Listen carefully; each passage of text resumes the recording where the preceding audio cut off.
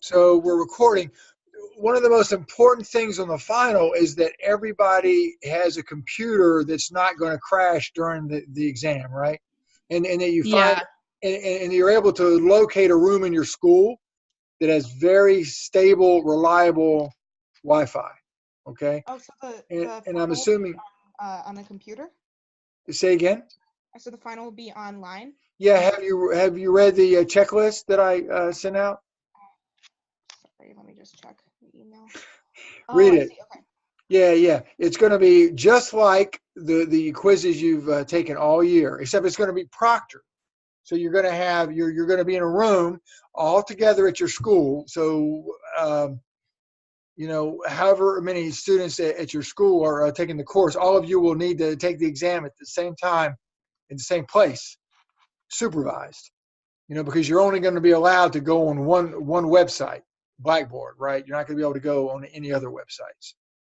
Okay, does that make sense? Mm-hmm. So it's very, very important that you guys pick a spot or find or have a place in your school where you can rely on the Wi-Fi. Okay, so be thinking about that. Okay. Okay. Okay. So let's get into it, and I don't think this is going to take. Hopefully, it won't take more than a half an hour, because there's only a few of these I think that I really need to go over. But I'll just look at all of them. Let me pull up the study guide here real quick, and I'll share my screen. Let's see, where am I? Okay.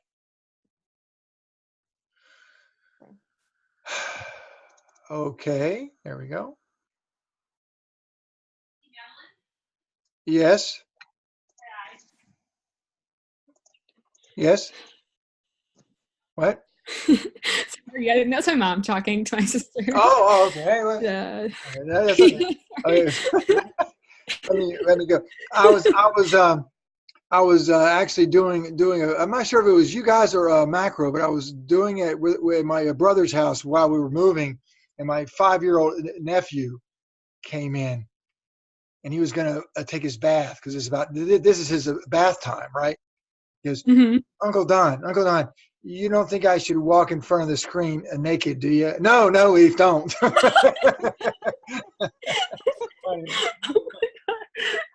No, Eve, go take your shit. Go take your bath. Go. He's only 5. Sorry, but that was kind of cute. I thought That was. It was okay. So I understand that you guys are probably home, and there are other things going on. Yeah. Okay, where are we? Let's go to share screen.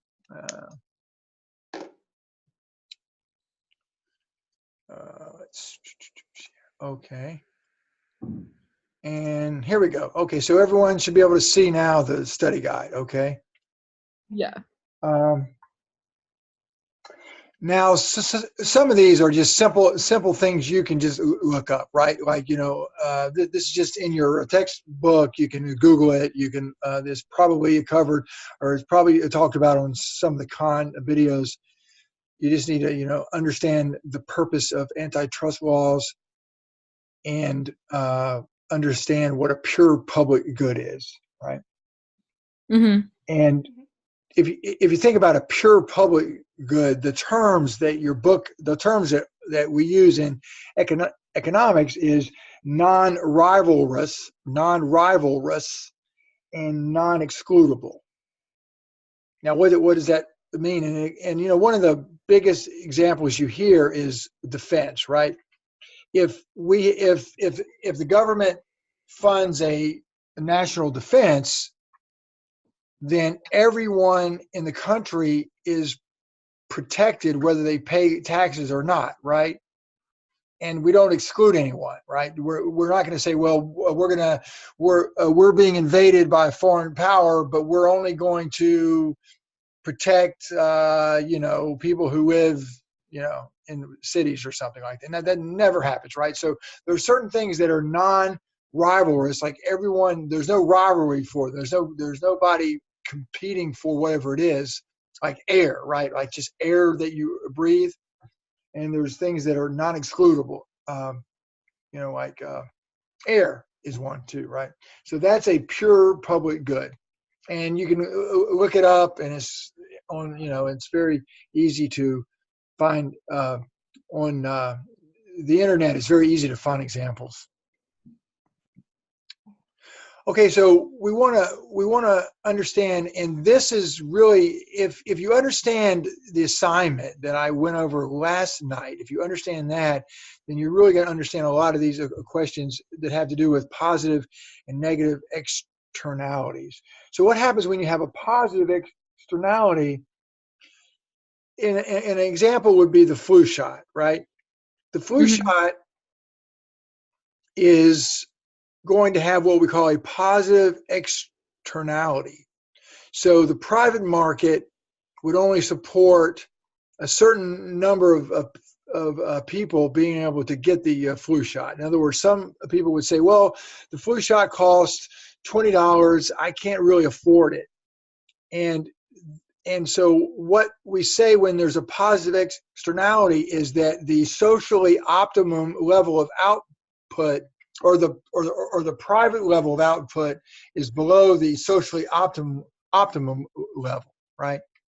So that we want to subsidize it so that it's more affordable, so that people can buy whatever it is. In this case, I'm talking about a flu shot to bring the quantity up to the socially optimum, right?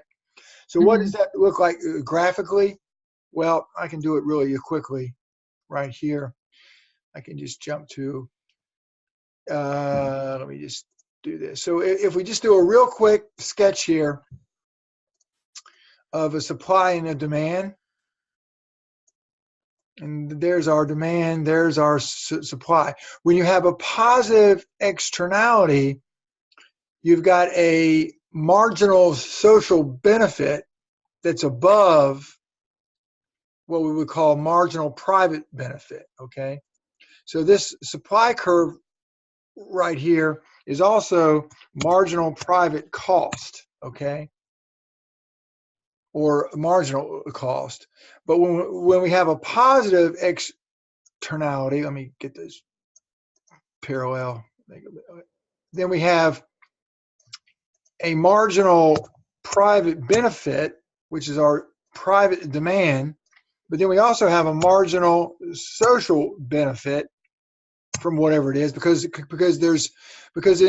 the case of a flu shot, it benefits more than just the people who get it, because the more people who get the flu shot, the less chance that there's going to be flu that can be contagious, right? So it's sort of, so that it has more of a benefit than just for the folks who actually get it. So the bottom line here is that the socially optimum quantity is above the private market quantity. So we want to have a subsidy right here to bring up, so the price would be higher, right? If we were actually going to move up to the socially optimum point, it's a higher price, right? So this is the price that the flu shot would cost in order to get the market quantity, but to get the socially optimum quantity, the price would be higher. So the government would subsidize that difference right there, okay, in the price. And so the subsidy would allow there to be an output that is socially optimal, okay? And the assignment that you did in the chapter in the book, and there's some really good videos that talk about positive externalities, okay? So understand the goal of policies to address negative externalities that are both socially optimum and efficient. Okay, so this is where you can get confused, and I wanted you to know the difference between the market for whatever is being produced and this idea of pollution abatement. So the marginal cost of a pollution is the additional environmental cost that results due to the production of one additional unit. But the marginal abatement cost would be like the cost of putting filters in, or the cost of cleaning up a river, the cost of companies doing whatever they need to do not to pollute, which makes their production more expensive, right? Mm-hmm. So the marginal abatement cost is the cost associated with eliminating a unit of pollution, and the marginal benefit is the increase in satisfaction received from a unit increase, okay? Okay. So what does that mean in real life? Well, I will tell you, I hope. So this is what it would look like. And if we want to substitute in here water, right? I'm just going to substitute. If you substitute in here water, my home in Long Island is the perfect example of what's going on here. The water in Long Island, the Suffolk County Water Authority claims is good, perfectly fine, right? Perfectly fine. So if I were to say, well, okay, for me, I'm fine with the water. I'm fine. So if I were to go past here, the marginal cost of making my water cleaner would be more than the marginal benefit, because that's already clean enough for me, right? I can drink it. The government says it will not kill me, right? However, my wife, and I tend to agree, thinks otherwise. She's done a lot of research and says, there are pollutants in the Long Island water due to the Grumman factory that was here during World War II, blah, blah, all the detail. And so we purchased a home water purification system that cost about $2,000. But for her, she was thinking, she's about here, right? So she's thinking the marginal cost of that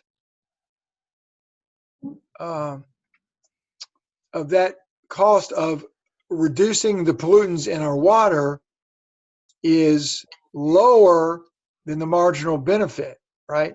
For her. So for her, we're about here, and she was willing to spend the money to bring her to here, right? Mm-hmm. If that makes sense.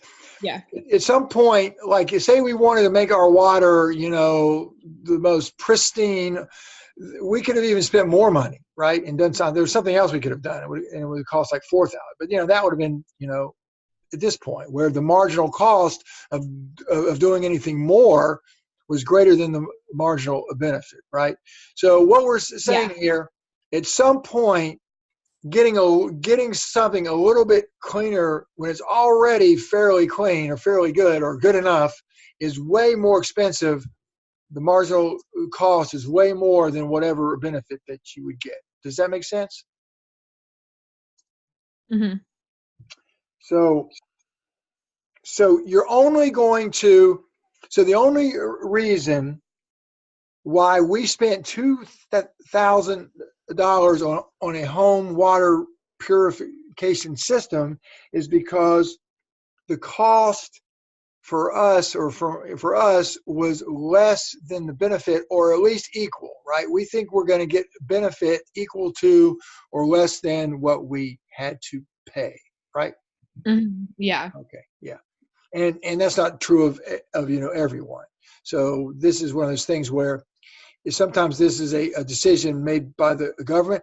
For example, I'm sure that the Suffolk County Water Authority could make the water cleaner, but they would have to raise everybody's water bill. They have to build some, they'd have to add on a lot more filters or a lot more, technology, and it would cost everyone more.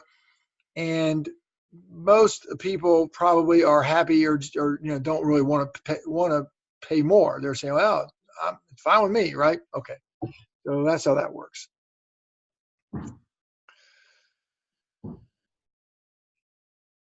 Okay. Okay, so understand what time is it? Yeah, I got to move a little bit quicker. It's 20. Did you say something? Oh, I said it's like 7:21. Oh, yeah. Okay, so I'll try to go through it quicker. Understand the relationship between market price and the marginal social cost, where there's a negative externality generated by the product of a good or service. Okay, so what that means is when there's a negative externality. Let's go back to our graph here. What we're going to have is we're going to have one demand curve. So this guy goes away. We're going to have one marginal private benefit, but we're going to have a marginal social cost that's up here. Okay. Okay. Let me get this out of the way so I don't get confused with all these lines everywhere. Okay, so we're going to have a marginal social cost because what's happening is whatever we're producing, there's a social cost that is above the marginal private cost, right? So that we're really producing more. The optimal here is actually less, right? Would be there. I mean, would be the optimal. So it's the optimum output when you have a negative externality is actually less, right? Less than the private because of this social cost right here, okay? So let me turn my page here. So you're going to have a marginal social cost that's greater than the market price when you have a negative externality. Understand the impact of a per unit tax on pollution produced by a firm on the firm's output pollution levels. Okay, so if you put a per unit tax on something, if we think about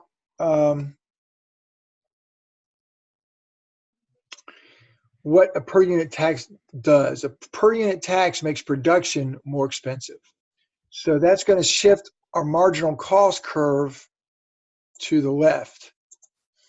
So it's going to, so if there's a pollution, this would be what the tax would do right here. It would be the same effect as the cost here. So what you would do is you would decrease with this. So what the tax would do with the per unit tax would actually force the company to pay this marginal social cost.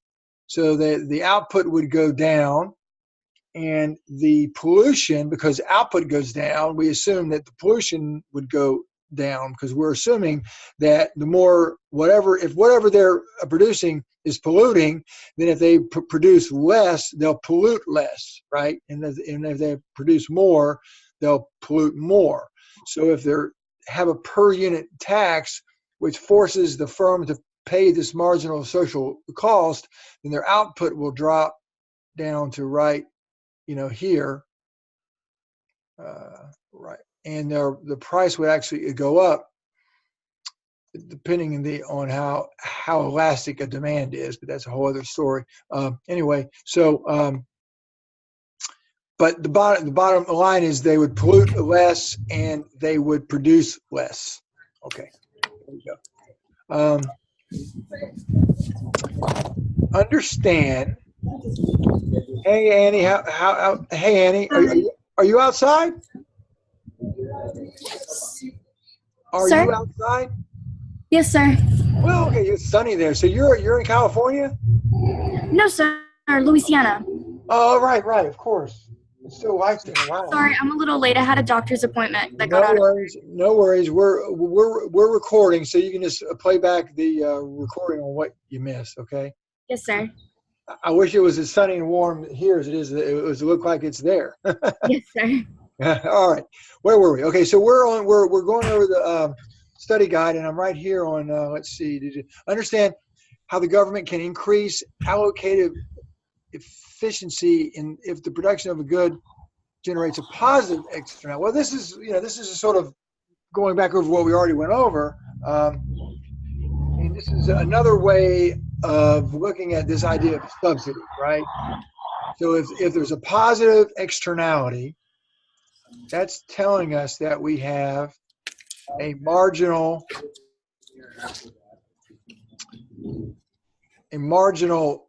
social benefit, right?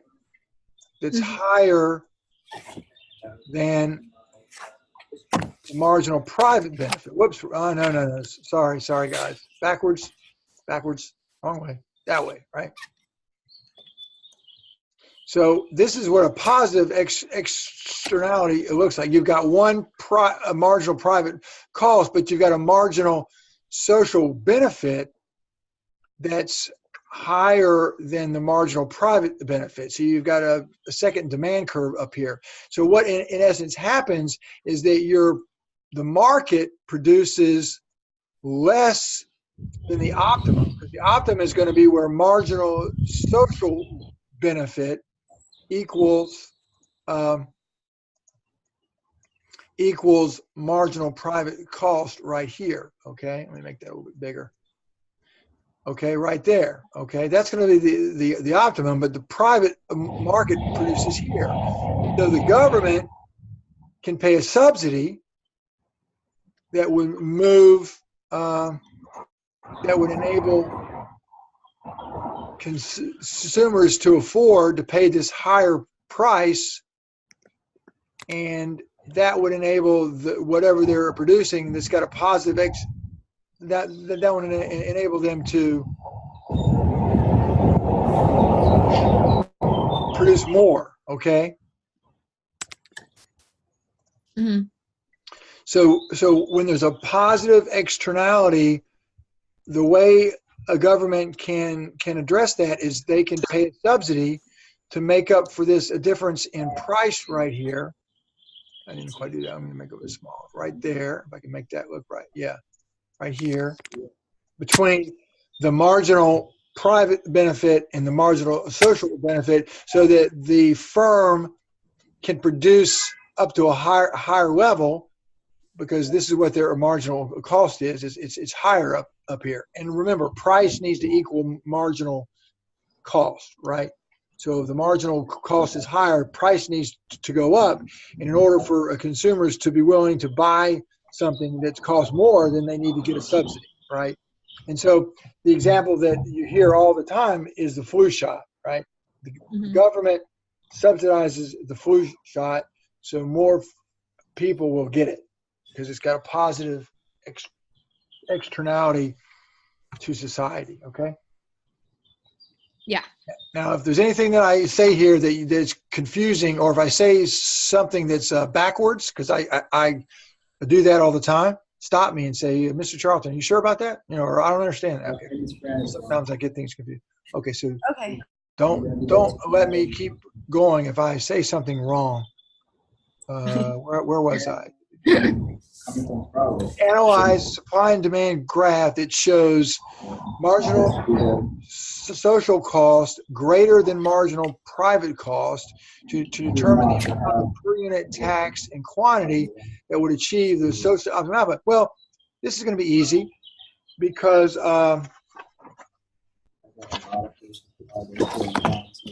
what you look at, I'm going to do two graphs, so I don't keep having to redraw this one. So what you would look at is you would look at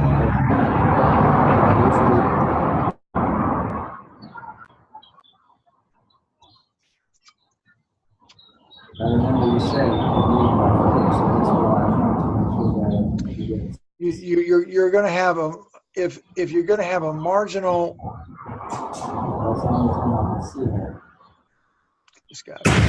So what they're saying is you've got a marginal social cost. Get this guy out of here.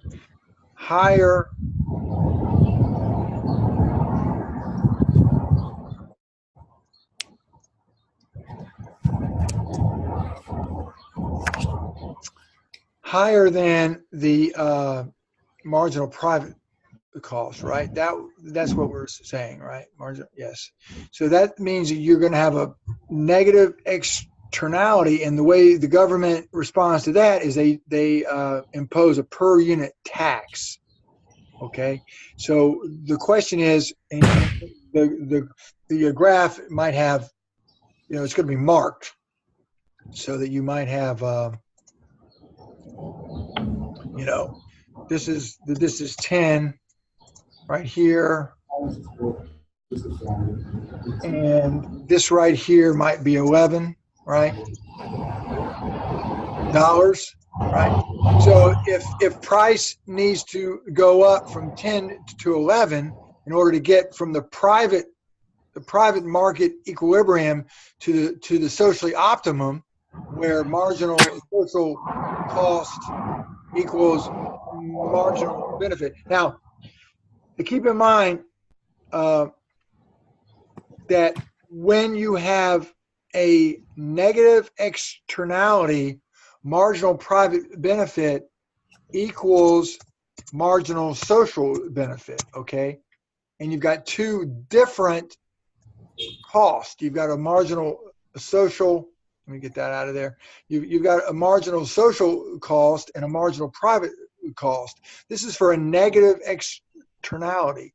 Now, for a positive, you're going to have marginal private cost equals marginal social cost, because there's only one supply, right? Because this is a positive externality. You've got a higher marginal social benefit, which is the demand, than the marginal private benefit. This is what a positive externality looks like. So if you were trying to determine what the per unit tax should be in order to in order to get the quantity up to, let me think here, man. Let me make sure I'm telling you. Hold on just 1 second.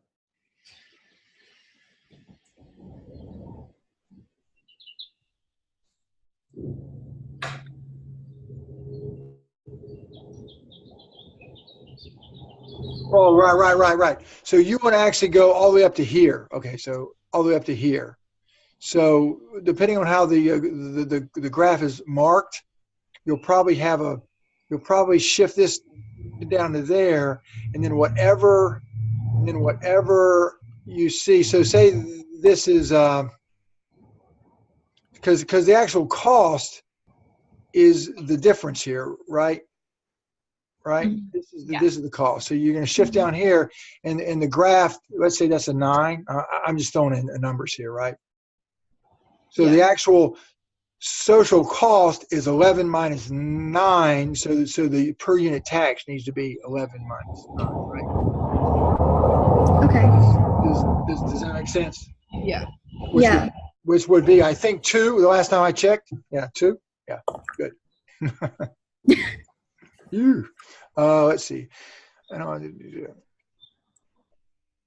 Okay, analyze the supply demand graph that shows marginal social costs not equal to marginal private costs, or marginal social benefit not equal. Okay, so this is, I'm just, I've gone over this. This is just understanding how to recognize whether there's a positive or negative externality based on whether you've got a different marginal social cost or a different higher marginal social benefit, okay? Understand the relationship between market equilibrium quantity and the socially optimum quantity if the production of, okay, once again, we've gone over that. It's just, so as you can see, it was very easy for me to find 20 questions that were prior AP questions around this topic, right? So this quiz is really about 10 questions, or maybe only 8 questions asked a different way, right? So if you understand the basic idea, a concept of positive and a negative externalities, and you know what they look like on a graph, you'll do fine. We're almost done. I think. Okay. What time is it? Okay. Okay. We're good. Identify specific policies that can make a country's income distribution more equal. Well, you can just look that up. How can a country make its income distribution more equal? So that's something that's not too hard to find.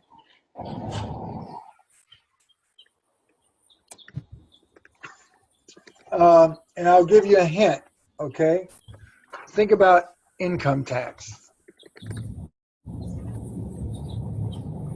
There's a way that income tax can be can make the income distribution more equal, and there's a way that income tax can be designed to make income distribution more unequal.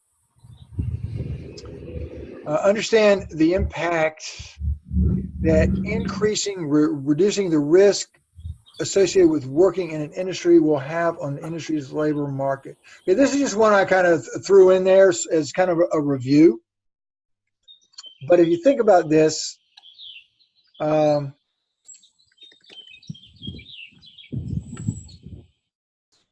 think about it. This is a lot of economics is just using what I call common sense, what a lot of people call common sense. If we look at a typical labor market, right? And I'm just going to do it real quick. So we have labor supply, labor demand, right?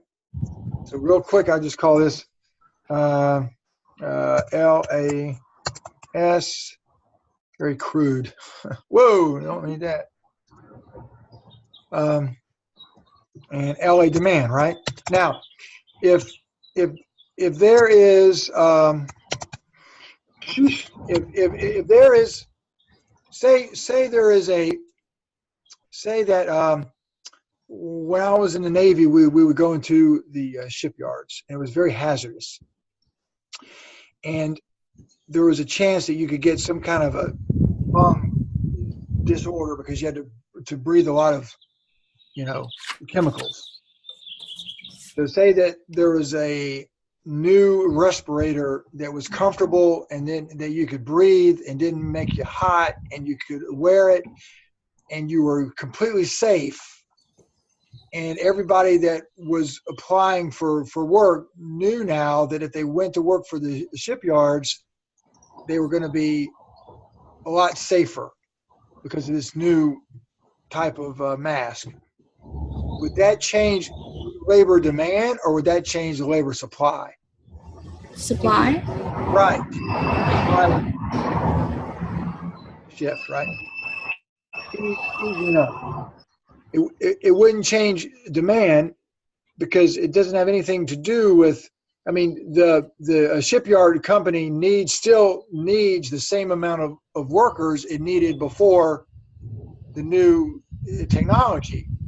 But now, because the risk is a lot lower, more workers are willing to work. Okay, that's something that's common sense. Okay.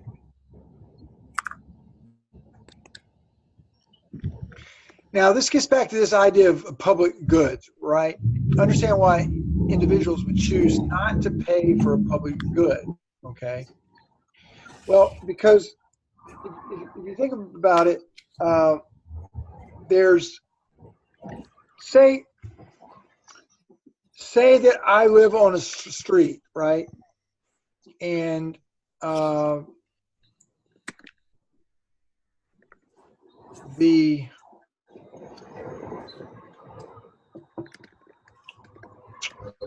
me think. Let's just say that the city was going to put in a sidewalk, right? And I was the last house on the street, and there was a dead end.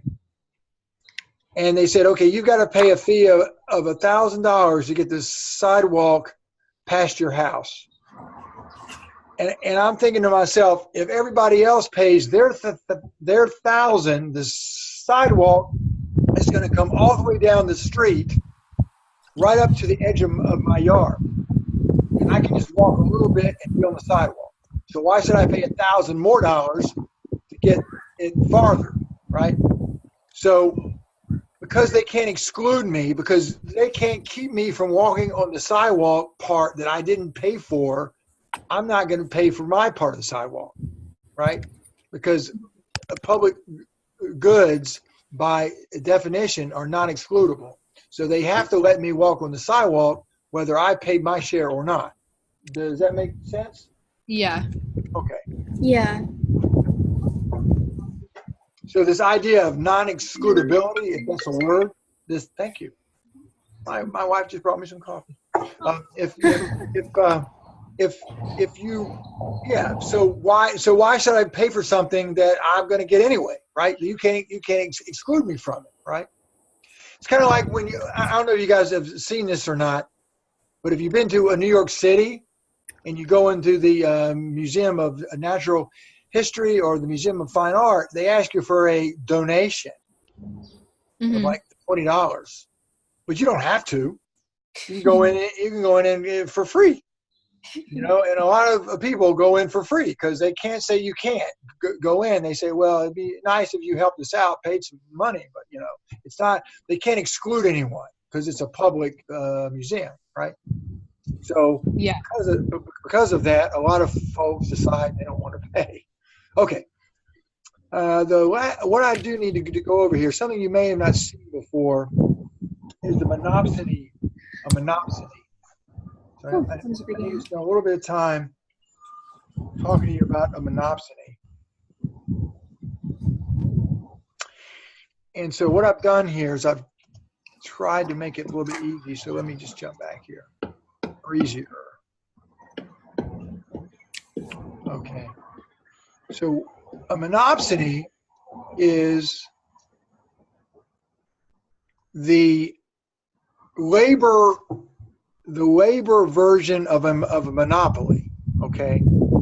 So if you think about what is a monopoly is a firm that has a downward sloping demand, but a marginal revenue curve that's also downward sloping, but it's steeper than a demand. And they always produce where marginal cost equals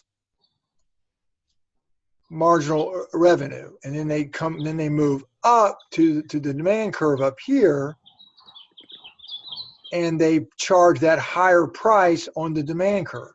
Okay. Now, when you look at a monopsony, it would be like if a Walmart came into a small town and they were the only employer, and they were able to absolutely have power over what wage they paid because there's only one Walmart and there was really no other jobs worth anything in this town, right? So what that would look like is you would have a firm that is going to look at where marginal cost of labor equals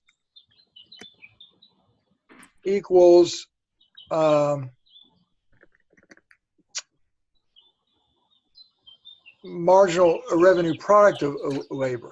Okay, so that's where they're going to hire right there. Okay, so instead of going below, they go above. Instead of going below the demand curve down to here, they go above the supply curve up to here, and they look at where marginal cost of labor equals the marginal revenue product of labor. Okay, right there. That's where, but they don't pay that wage. They drop down. Instead of going up to a higher price, they drop down to a lower wage and pay the wage on the labor supply curve at that point.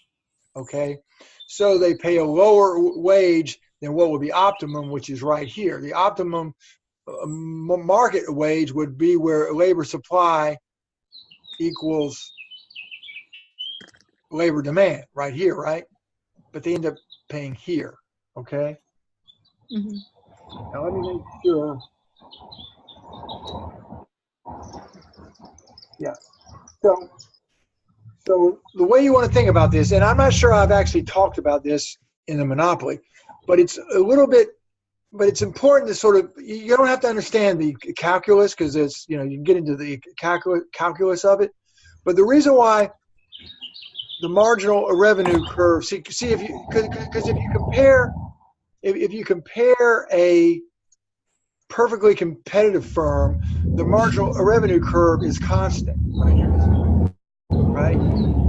Just like the wage for a firm in a perfectly competitive labor market is constant, isn't it?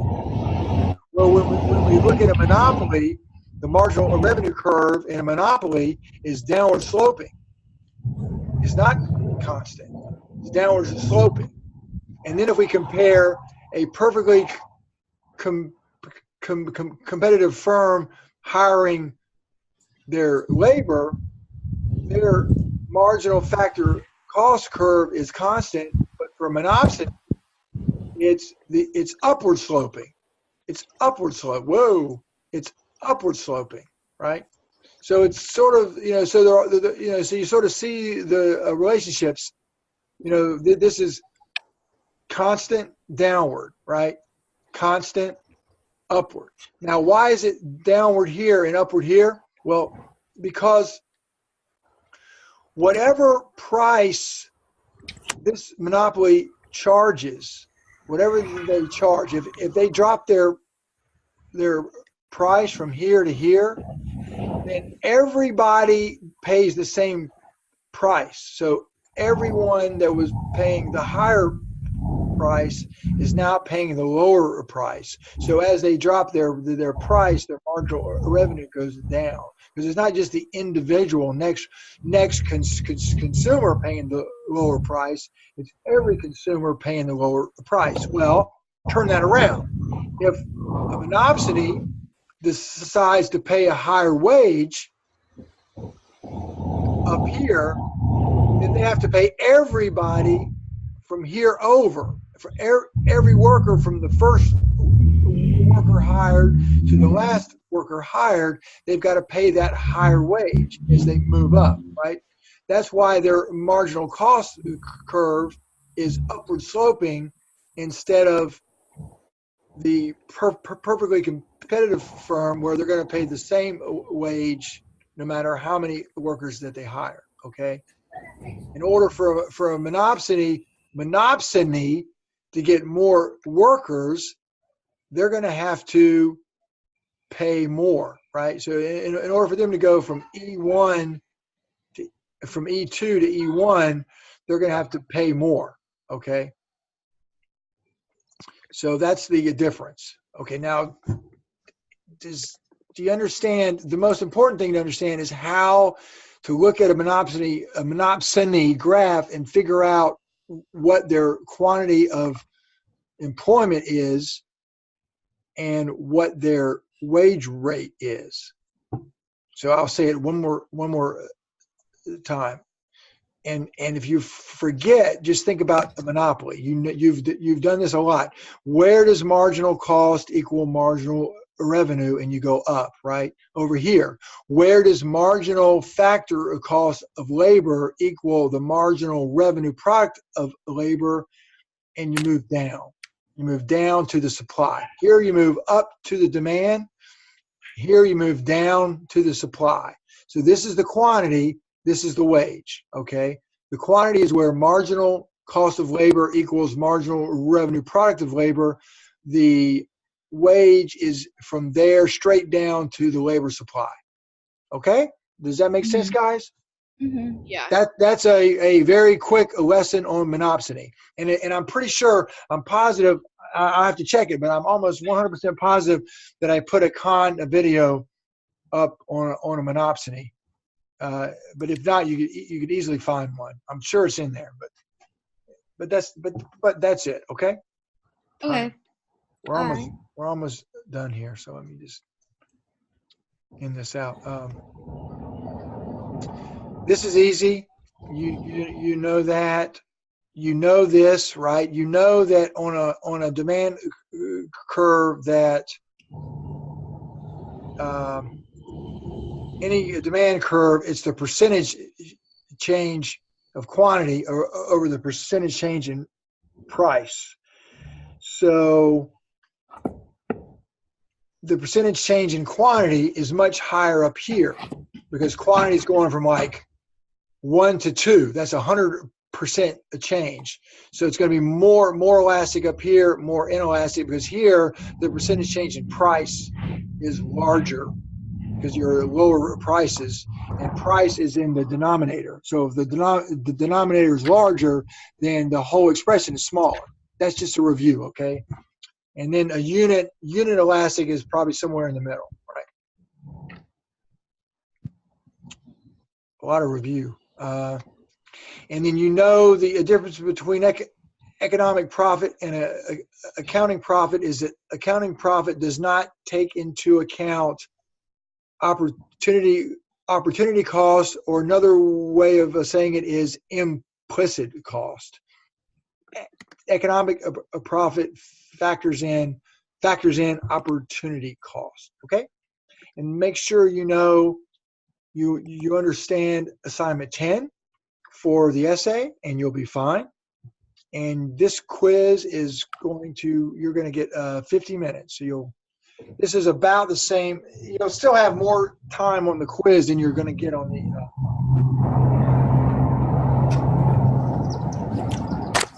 Okay.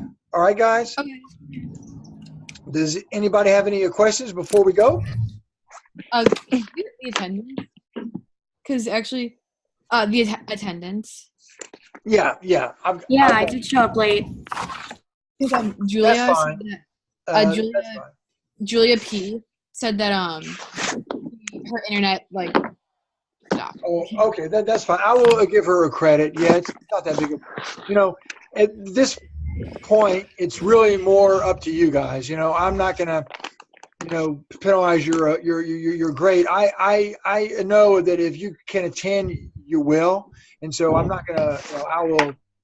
I've got a good idea. So just so you know, what's going to happen is I'll look at your overall attendance over the whole year, and I will certainly factor that into your final grade, right? So if you're on the borderline, coming into here a lot, it won't hurt you not to be here, though. I mean, because I know you guys are busy, okay? But because I have another question. Sorry. So on the final, will each multiple choice question be worth 4%, like it is on the, or is it be? There'll be actually you can click on the final and you can look at it. There's going to be 60 multiple choice questions. They're worth 1 point each. One point each, and then there's going to be 3 free response worth 12 points each, for a total of 96 points. So you get 4 points free. How about that? Okay. Sounds good to me. So you can at least make a 4. That's what I'm talking about. You're gonna get a 4 for sure, no doubt. No, you guys are gonna do fine. Hopefully, I make more than a 4 on this and make at least a 4 on the final exam. I think you'll do. I think you'll do good. And go over the study guide, look at it, and I'm gonna have at least 2, probably 3 sessions where I'll be going over the final exam study guide. Okay? Awesome. All right, guys. All right. You guys have a wonderful night, and I will see you soon. Okay. Thank you. You too. Thank All you. right. Bye. Thank you.